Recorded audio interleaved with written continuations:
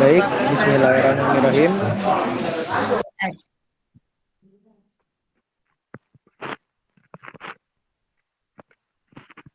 Baik, bismillahirrahmanirrahim. Assalamualaikum warahmatullahi wabarakatuh. Waalaikumsalam warahmatullahi Waalaikumsalam wabarakatuh. warahmatullahi wabarakatuh.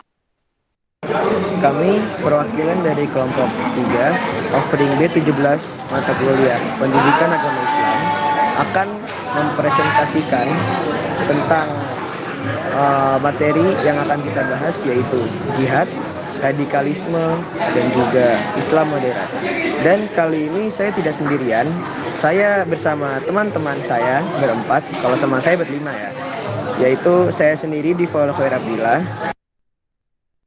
Saya Haiza Rosida. Saya Farika Rizkia. Saya Fasya Malia Salsabila. Dan saya Hatfina Izazi. Nah, kami di sini bakal mengemas pembahasan ini kayak misalkan teman-teman bisa sering kan ya nonton misalkan di YouTube atau misalkan di platform apa, tahu kan ya semuanya tentang podcast. Nah, pembahasan jihad, radikalisme, dan Islam moderat ini kita bahas seperti di dalam podcast seperti itu.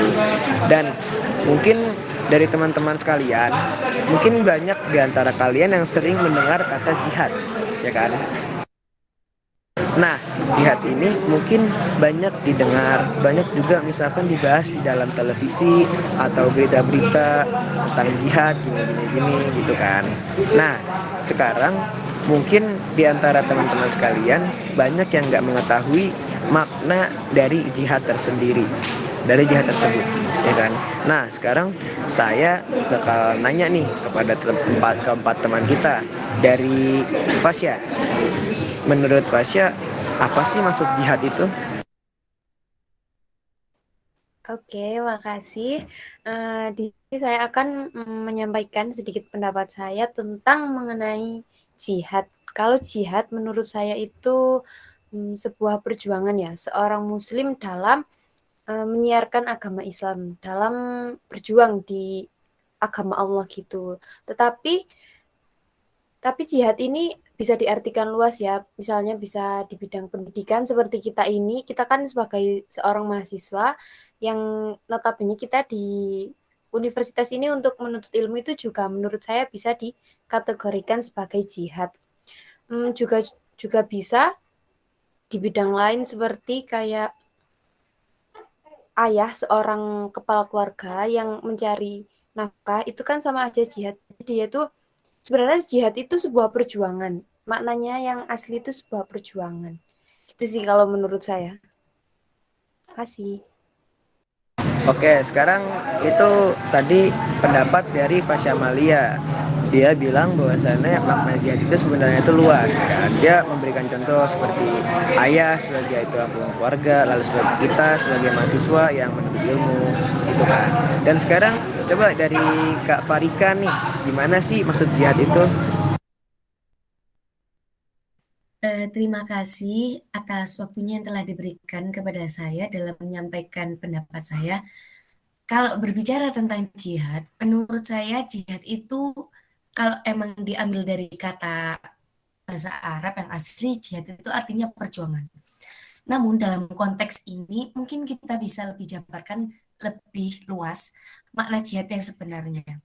Menurut saya, jihad itu adalah sebuah perjuangan yang dilakukan oleh seseorang, baik seseorang atau kelompok, dan perjuangannya itu tidak melulu tentang perang. Karena menurut saya banyak orang di luar sana yang menganggap bahwa jihad itu selalu perang. Akan tetapi, maknanya sebenarnya jihad itu tidak hanya tentang perang, melainkan jihad.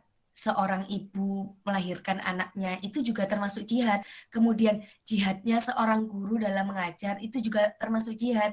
Kemudian kalau jihadnya dalam hal pendidikan seperti kita sebagai mahasiswa belajar ke universitas, kemudian kita bersungguh-sungguh dalam menuntut ilmu itu juga termasuk jihad. Contoh lagi jihad dalam hal ekonomi. Seorang kepala keluarga yang bisa dikatakan ayah ya biasanya, Dan yang telah disampaikan oleh teman kita Fasya tadi, seorang kepala keluarga yang berusaha mencukupi kebutuhan anak-anaknya dan keluarganya itu juga termasuk jihad. Jadi jihad itu tidak hanya melulu tentang perang saja. Emang kalau zaman Rasulullah dulu, jihad itu diartikan sebagai perang. Kenapa? Karena pada saat itu Islam belum diterima oleh masyarakat sekitar. Apalagi Islam kan tumbuh di tengah-tengah kaum Quraisy. Yang notabene orang Quraisy itu adalah orang yang sangat menolak dengan ajaran Islam. Sehingga jihad bisa dikatakan perang pada zaman itu karena salah satu bentuk agar kita menegakkan ajaran Islam atau itu ya salah satunya kita taat pada Rasulullah dan Rasulullah itu langsung mendapat perintah dari Allah, yaitu salah satunya dengan jihad. Akan tetapi ketika sudah jihad itu dibawa ke konteks masa kini, jihad itu sangat luas maknanya. Bisa dilihat dari aspek pendidikan, sosial, ekonomi, baik dari individu maupun kelompok, itu juga bisa dikatakan jihad asal di situ ada perjuangannya. Seperti itu. Mungkin seperti itu, Diva. Selebihnya saya kembali. Tapi kalau semisalkan memperjuangkan perempuan termasuk jihad gak tuh? Enggak ya? Kalau itu konteksnya beda ya, karena kita memperjuangkan perempuan saja yang bukan muhrimnya itu tidak boleh.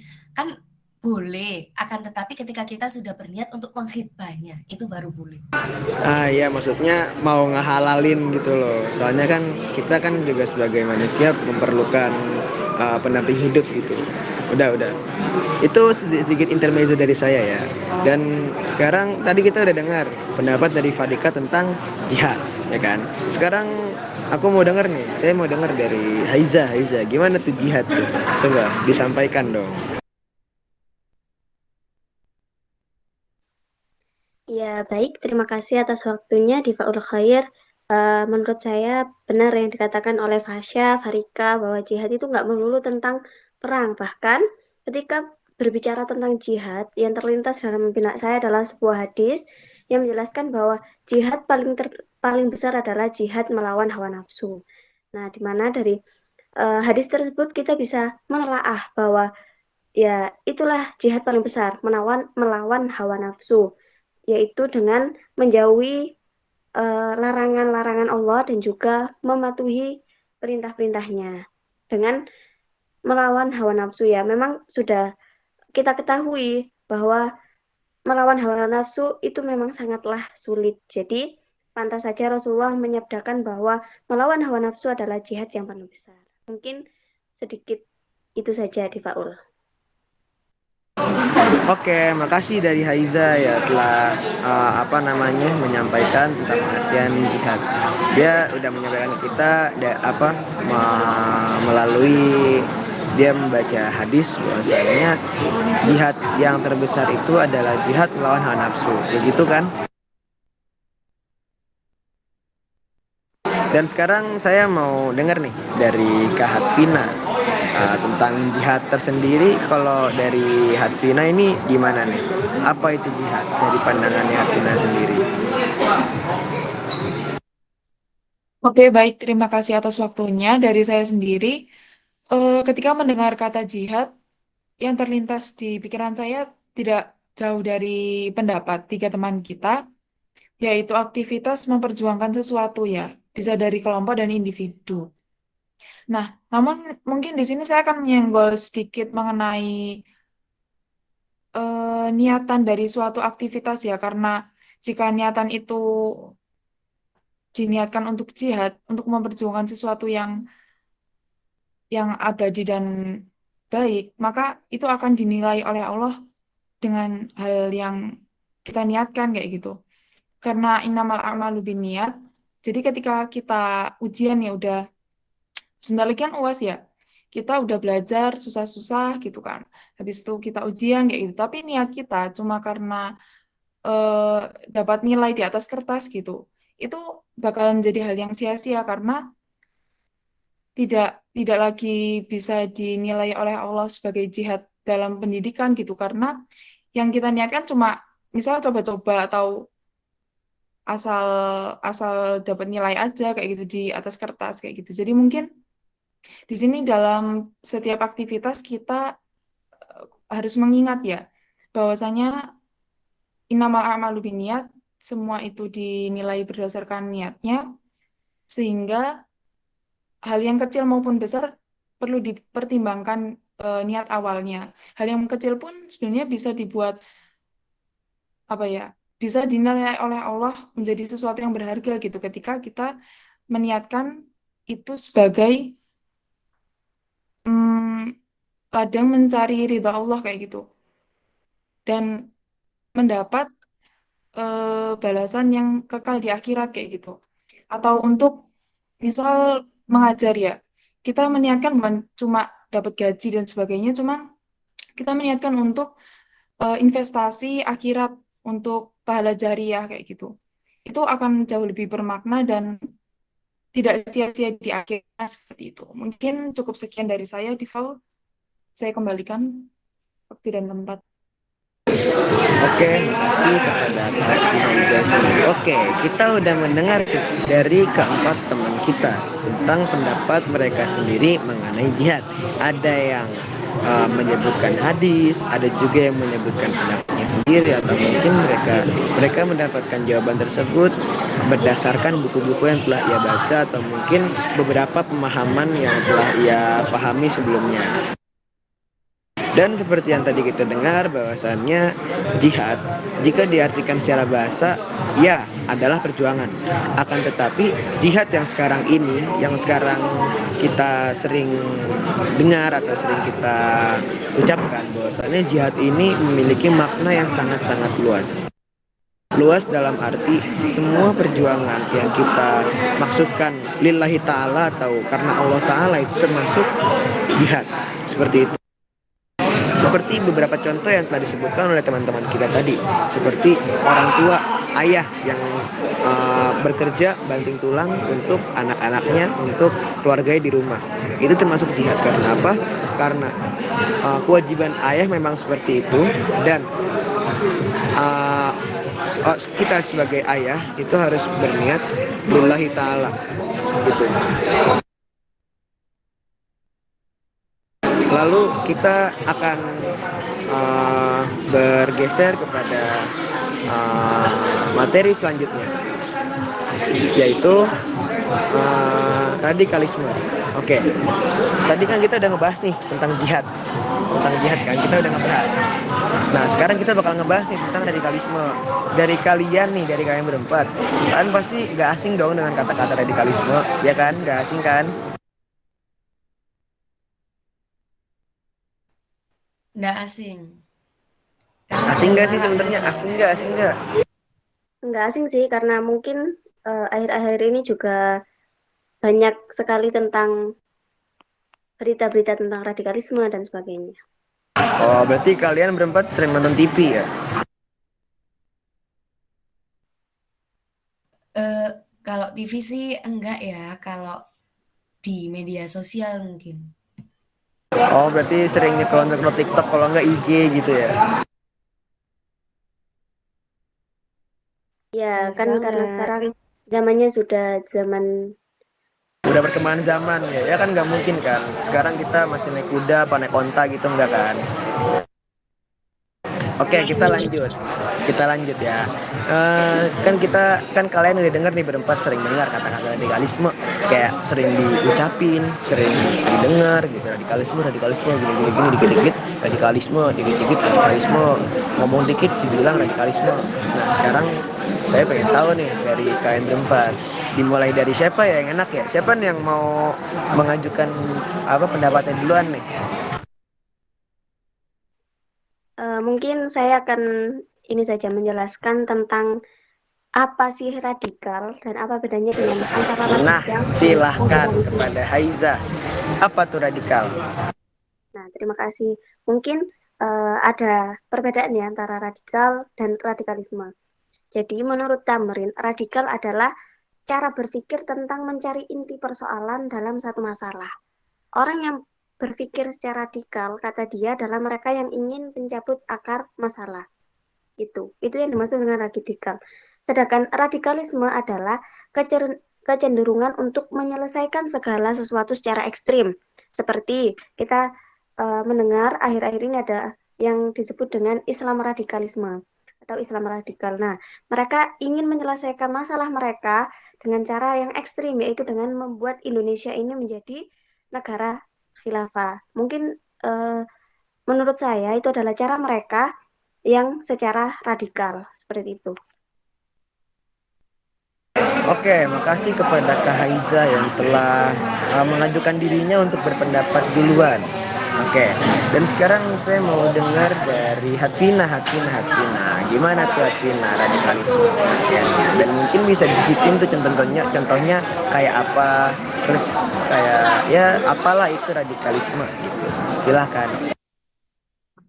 Oke, baik. Dari saya sendiri mungkin nggak jauh beda dari Kak Haiza tadi.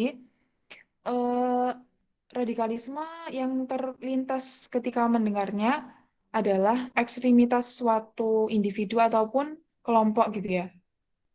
Bisa dari hal-hal sederhana maupun hal-hal besar ya, sampai sampai melingkupi suatu negara kayak gitu. Tadi seperti yang dijelaskan oleh Haiza. Terdapat terdapat peristiwa di tahun saya kurang saya kurang ingat, cuman ada suatu kelompok gitu. Seingat saya di daerah Aceh itu menginginkan Indonesia menjadi negara Islam. Saya kurang ingat kelompoknya namanya apa. Namun tercatat dalam sejarah dan seingat saya masuk dalam pelajaran ketika SMA dulu, malah yang merupakan problematika dalam eh, sejarah Indonesia ini ketika suatu kelompok melakukan hal-hal ekstrim seperti ingin menjadikan suatu negara menjadi beragama tertentu seperti itu. Mungkin cukup sekian dari saya. Contoh-contohnya bisa dilanjut dengan pendapat dari teman-teman yang lain. Oke, makasih Hatvina. Tapi kalau boleh tahu apa itu yang tadi apa namanya yang di Aceh itu mungkin itu ini ya gerakan Aceh Merdeka nggak sih? Iya, benar-benar benar. Widih Saya agak lupa. benar. 100 buat saya sendiri. Oke. Sekarang kita ke Fasya. Fasya gimana nih Pak dari pandangan Fasya terhadap kata-kata radikalisme? Silahkan. Oke, makasih. Sebenarnya pendapat aku juga nggak jauh-jauh sih dari pendapat dari Haiza sama Hatvina tadi. Sebenarnya kalau dengar radikalisme itu yang terlintas di pikiran saya itu kayak langsung, oh pembaruan atau kayak apa sih namanya itu perubahan gitu ya.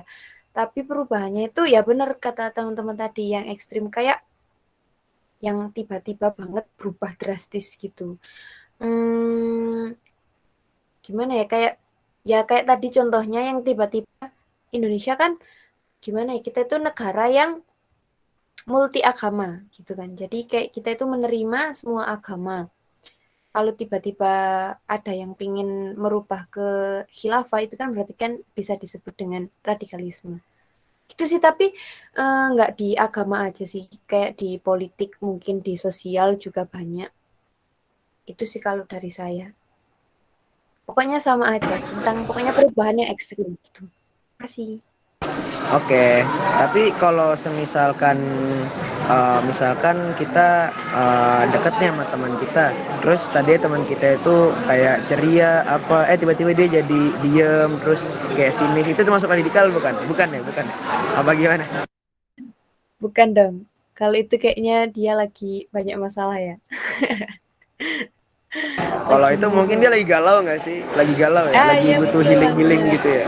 Lagi Oh ya, berarti galau dia banget. butuh ke para layang ya, biar biar pecah semua masalah dia. Mungkin seperti itu ya. Oke, sekarang kita lanjut nih ke yang terakhir. Siapa sih yang belum? Oh, Farika ya. Farika gimana tuh penjelasannya tentang radikalisme menurut pendapat Farika sendiri? Kita silakan. Ya, langsung saja saya ingin berpendapat tentang radikalisme. Menurut beberapa sumber yang telah saya baca dan beberapa sumber yang telah saya dengar bahwa radikalisme itu adalah sebuah paham yang menginginkan perubahan sosial bagi bidang sosial, politik, agama, atau yang lainnya secara drastis dan secara ekstrim. Maksudnya secara ekstrim di sini karena kebanyakan orang yang melakukan radikalisme itu selalu menggunakan dengan bom bunuh diri ataupun dengan cara ekstrim yang lainnya. Nah, di sini saya memang sangat tidak setuju dengan gerakan radikalisme karena di Indonesia saat ini sedang marak gerakan radikalisme, yaitu yang menginginkan bahwa Indonesia seluruhnya harus Muslim. Sedangkan yang sudah telah kita ketahui bersama bahwa Indonesia ini adalah sebuah negara yang majemuk, bermacam-macam adat istiadat dan bermacam-macam agama. Dengan bermacam adat, istiadat, dan agama, Indonesia ini sudah damai. Kenapa golongan radikalisme yang baru saja muncul di Indonesia itu ingin merusak kedamaian negara Indonesia pada saat ini? Sedangkan sudah kita ketahui bersama bahwa Indonesia ini merdeka bukan hanya bantuan dari orang Islam saja, akan tapi ada dari kelompok golongan agama Kristen, Buddha, Hindu, dan lainnya. Sehingga Indonesia ini didirikan bukan hanya untuk ditempati oleh masyarakat Muslim saja, akan tetapi seluruh agama yang telah diakui di Indonesia, yaitu 6 agama itu boleh tinggal di Indonesia. Dan perlu kita ketahui bersama ya teman-teman bahwa di dalam Islam itu tidak mendukung gerakan ekstrim untuk mengislamkan seperti itu karena la ikraha fiddin, tidak ada paksaan dalam agama. Jadi di sini kita bisa tafsirkan, bukan kita tafsiran, bisa kita tarik kesimpulan bahwa ketika seseorang itu telah kita ajak masuk ke agama kita dengan baik, tentunya dengan bil hikmah karena penyebaran agama Islam itu bil hikmah atau dengan bijaksana, dan ia tidak mau, maka kita tidak boleh melakukannya dengan hal-hal yang bisa melukai dia atau yang ekstrim. Dan bisa kita ingat, coba review pelajaran-pelajaran yang telah lalu bahwa Rasulullah pun telah mengajarkan pada kita bahwa kita harus bisa bersikap tasamu atau toleransi dengan agama lain. Sebagai contoh atau sebagai bukti dengan jelas, Rasulullah membangun kota Madinah dengan mengadakan Mitsaqul Madinah atau piagam Madinah. Yang pada piagam Madinah tersebut Rasulullah telah menjamin keselamatan bagi orang selain Islam atau yang pada saat tersebut bisa disebut dengan kafir dhimmi atau dengan suku-suku yang lain selain agama Islam dengan perjanjian-perjanjian tertentu. Lalu mengapa orang-orang yang melakukan radikalisme itu selalu menggunakan dalil Al-Quran dan hadis? Karena menurut saya, orang-orang yang memiliki paham radikalisme tersebut hanya menyomot ayat Al-Quran saja tanpa menafsirkan. Jadi mereka itu langsung letterlek ayat Al-Quran tersebut diartikan secara letterlek. Seperti itu. Sehingga ia itu tidak tahu bagaimana sih Rasulullah itu menyontohkan pada kita selaku umatnya itu berbuat baik dengan agama selain Islam. Seperti itu. Jadi pada intinya radikalisme menurut saya itu adalah sebuah paham yang menginginkan perubahan secara drastis dan ekstrim. Jadi kalau menurut saya emang radikalisme di Indonesia ini pada saat ini khususnya itu sudah sangat marak. Tentunya dengan munculnya beberapa tahun kemarin ISIS, kemudian mungkin ISIS sekarang sudah tidak ada, tetapi pemikiran mereka mungkin masih ada. Seperti itu. Mungkin sekian dari saya kembalikan lagi ke teman kita di Faul Khair, Abdillah. Terima kasih. Oke, makasih Fadika atas pendapatnya yang sudah diutarakan kepada kita semua.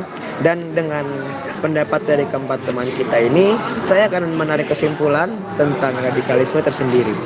Jadi radikalisme itu adalah perubahan yang ekstrim.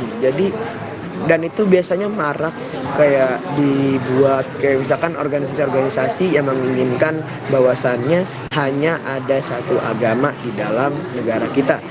Misalkan itu ya. Nah, itu sebenarnya sangat ekstrim karena mengapa? Karena yang tadi dijelaskan oleh keempat teman kita tadi bahwasannya negara kita ini merdeka bukan hanya karena satu agama saja kan, tetapi kita adalah Bhinneka Tunggal Ika, ya kan? Dan lalu kita bakal berpindah nih ke ke pembahasan selanjutnya. Tadi kita udah ngebahas tentang jihad. Terus barusan kita ngebahas tentang radikalisme. Dan sekarang apa nih yang terakhir nih kira-kira?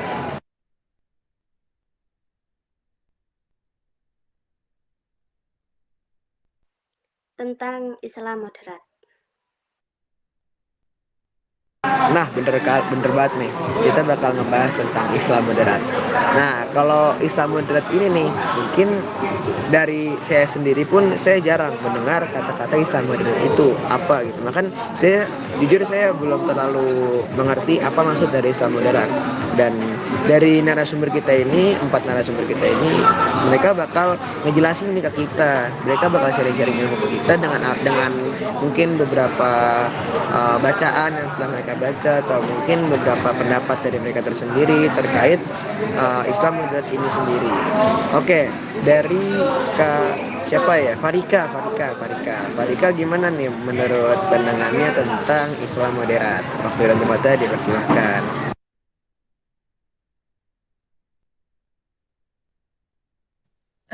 Menurut saya Islam moderat, jika kita lihat dari kata moderat, moderat itu adalah sebuah kata modern yang sama artinya dengan toleran dengan tasamu. Jadi Islam moderat itu adalah Islam yang memiliki rasa tasamuh antar sesama. Maksudnya di sini toleransi kepada agama lain, kemudian toleransi dengan aliran-aliran lain. Dengan artian toleransi di sini bukan menyangkut tentang ibadah. Seperti di surat Al-Kafirun ya, tidak ada toleransi atau kerjasama dalam hal ibadah. Jadi yang dimaksud di sini ada toleran, adalah kita menghargai agama lain dengan cara kita tidak mengganggu agama lain atau cara beribadahnya agama lain, namun kita harus tetap teguh pendirian dengan agama kita, sehingga iman kita tetap, tapi kita berusaha menghargai agama lain, sehingga hidup kita di sini bisa damai dan tenang. Karena kita sudah ketahui bersama bahwa Islam melakukan penyebarannya bil hikmah dengan bijaksana, kemudian dengan toleran, kemudian dengan bersikap tawasud atau tengah-tengah, tidak berpihak kanan dan tidak berpihak kiri.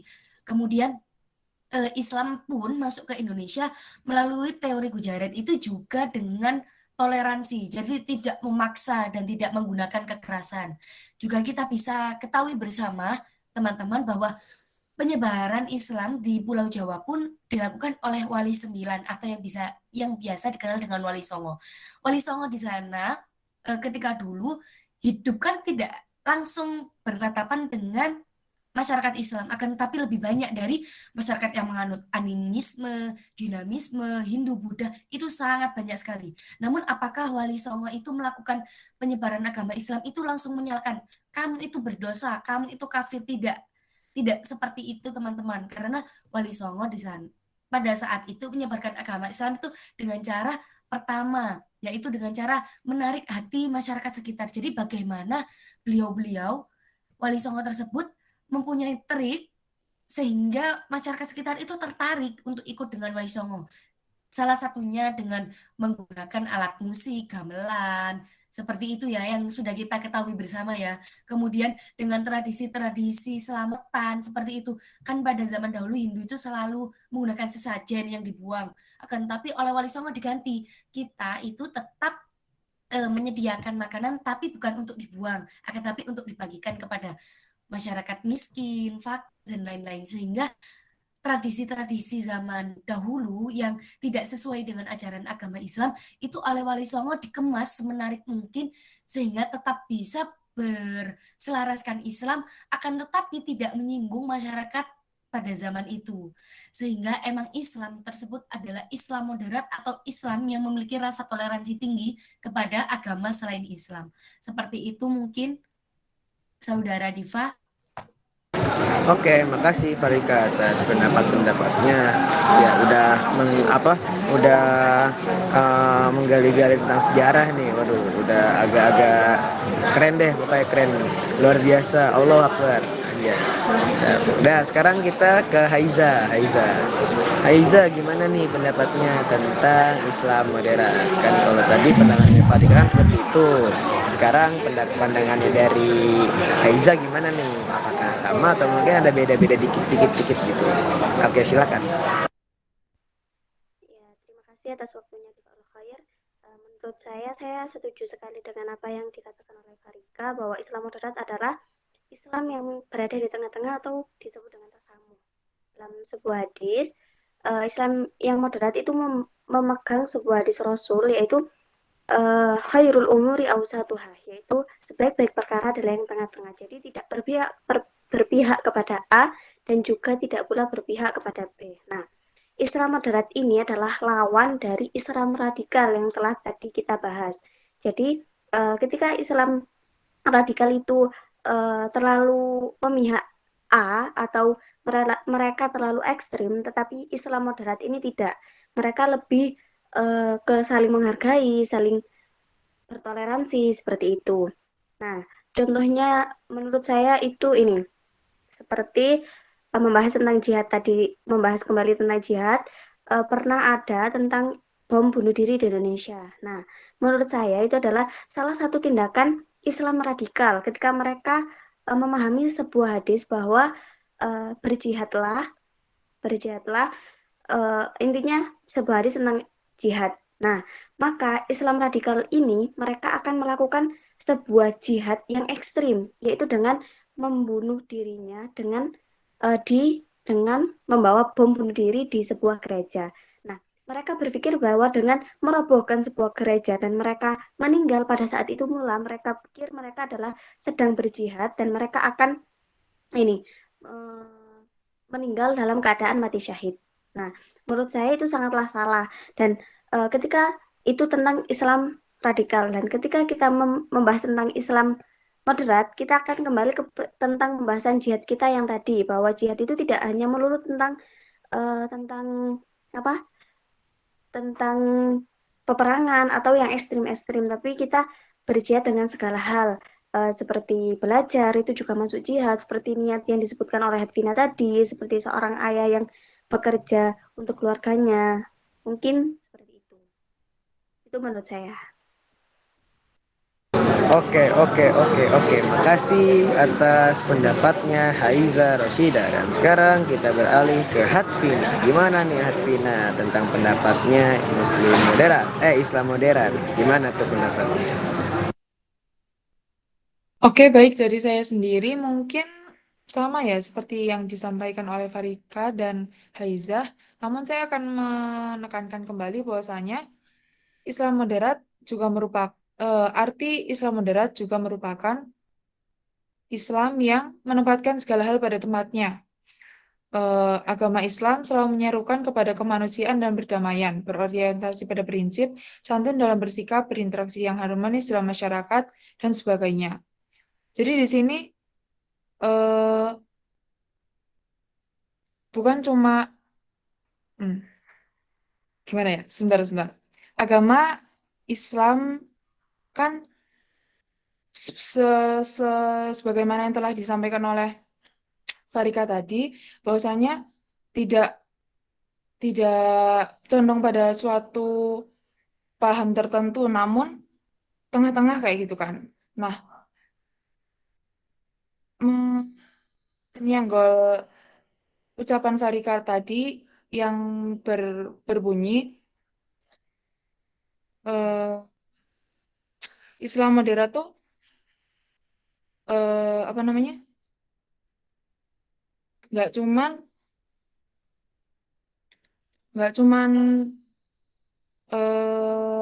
condong dari satu apa namanya? Paham saja gitu, tapi tengah-tengah dan dia modern gitu. Maksudnya dia bisa menempatkan aturan-aturannya menyesuaikan zamannya, tetapi tetap berprinsip dan berpokok hal yang sama gitu. Misalnya fikih gitu ya, fikih kita punya panduan yang walaupun di zaman manapun itu sampai kapanpun dunia akan berjalan gitu kan, maksudnya sampai tahun berapapun dunia masih ada gitu, fikih tetap bisa dipraktekkan kayak gitu. Itu mungkin sedikit dari saya tentang Islam moderat. Mungkin jika ada Oke. kesalahan bisa Makasih. Iya, nanti dibetulin.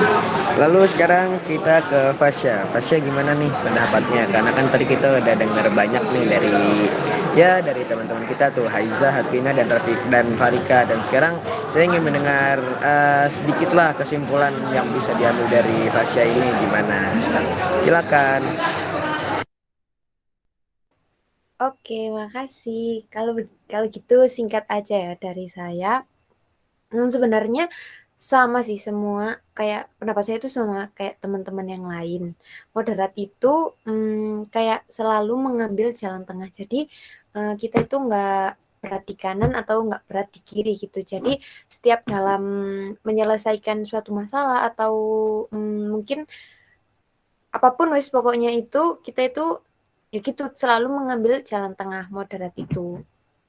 Jadi moderat itu kayak menghindari perilaku yang berlebih-lebihan atau ekstrim gitu. Kalau selanjutnya gitu sih. Mungkin cukup dari saya. Oke, makasih Fasya atas kesimpulan yang diambil dari ketiga argumen teman-teman kita ini. Jadi saya akan menyimpulkan dari awal ya, dari jihad. Tadi kita telah membahas bahwasannya tentang jihad. Jihad itu kalau semisalkan diartikan secara harfiah itu merupakan perjuangan.